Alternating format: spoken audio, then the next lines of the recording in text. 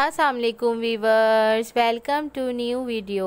उम्मीद करती हूँ आप सब खैरियत से होंगे। मैं भी ठीक हूँ अल्हम्दुलिल्लाह।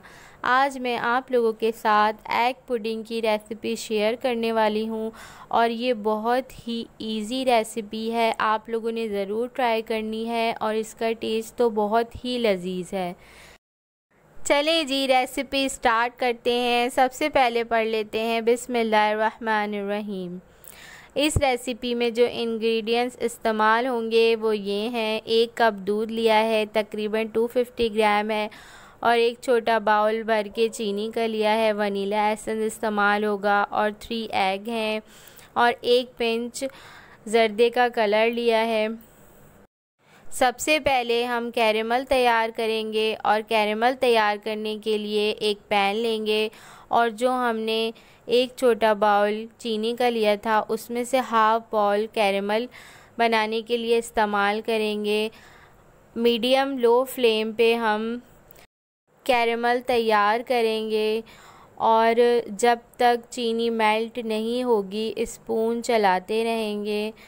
जब चीनी मेल्ट हो जाएगी तब भी स्पून हल्का हल्का सा चलाते रहेंगे। जब चीनी का कलर बिल्कुल लाइट ब्राउन सा हो जाएगा तो फ्लेम को ऑफ़ कर देंगे और जिस बाउल में हमने पुडिंग तैयार करनी है उसमें ये कैरेमल का पूरा मिक्सचर डाल देंगे और इसको अच्छी तरह से चारों तरफ फैला लेंगे और इसे ठंडा होने के लिए रख देंगे। फिर हम पुडिंग बनाने के लिए एक नॉन स्टिक पैन लेंगे और उसमें पतीली का स्टैंड रख देंगे और 1 कप भर के पानी का डालेंगे और इसे तकरीबन 15 मिनट के लिए अच्छी तरह स्टीम बनने के लिए रख देंगे। अब हमने जो 1 कप दूध लिया था उसमें जो हाफ बाउल चीनी बची थी वो ऐड कर देंगे और 1 पिंच जो ज़र्दे का कलर लिया था वो भी ऐड कर देंगे और ये दोनों चीज़ें ऐड करने के बाद अच्छी तरह चीनी को हल करेंगे।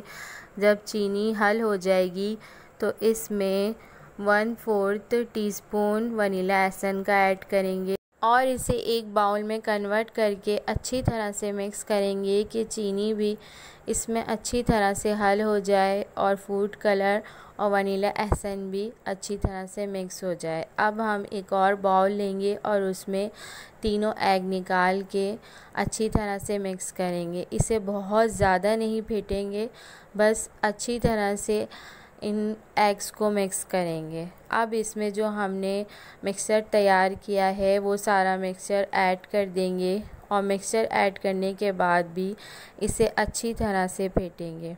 इन सब चीज़ों को अच्छी तरह से फेंटने के बाद एक ख़ाली बाउल लेंगे और स्टेनर या छन्नी की मदद से इस सारे मिक्सर को अच्छी तरह छान लेंगे ताकि कोई लम्स बाकी न रहे। फिर जिसमें हमने कैरेमल रखा था उसमें सारा मिक्सचर डाल देंगे और जो हमने एक नॉन स्टिक पैन में हीट बनने के लिए रखी थी उसमें इसे रख देंगे।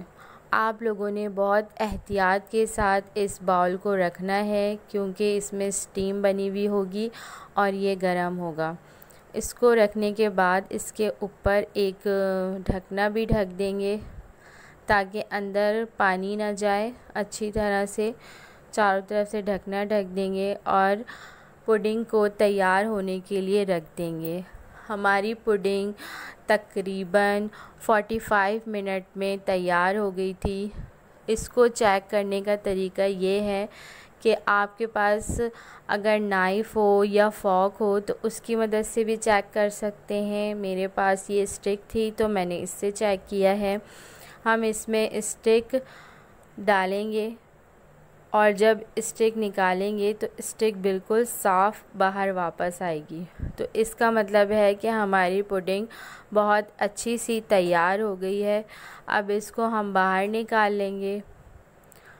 बाहर निकालने के बाद इसे रूम टेम्परेचर पे ठंडा होने के लिए रख देंगे। जब ये रूम टेम्परेचर पे अच्छी तरह से ठंडी हो जाएगी तो इसे फ्रिज में तकरीबन 2 घंटे के लिए अच्छी तरह से ठंडी होने के लिए रख देंगे। और हमारी पुडिंग अच्छी तरह से ठंडी हो गई थी। अब इसे हम डिश आउट कर लेते हैं। आप लोगों ने भी पुडिंग को इसी तरह डिश आउट करना है। बाउल के ऊपर प्लेट रखनी है, फिर आराम से आपने बाउल को उठा लेना है। देखें जी कितनी ही ज़बरदस्त और मज़ेदार पुडिंग बनी है, बिल्कुल ही ज़बरदस्त तैयार हुई है। आप लोगों ने इस रेसिपी को ज़रूर ट्राई करना है। आप लोगों की पुडिंग भी बहुत ही मज़ेदार तैयार होगी और कमेंट्स करके मुझे लाजमी बताना है आप लोगों की पुडिंग कैसी बनी। चलें जी, मिलते हैं अगली वीडियो में मज़ेदार सी रेसिपीज़ के साथ। अपना बहुत सारा ख्याल रखिएगा और अल्लाह आपके खानों में बरकत दे और दुआओं में याद रखिएगा। अल्लाह हाफ़िज़।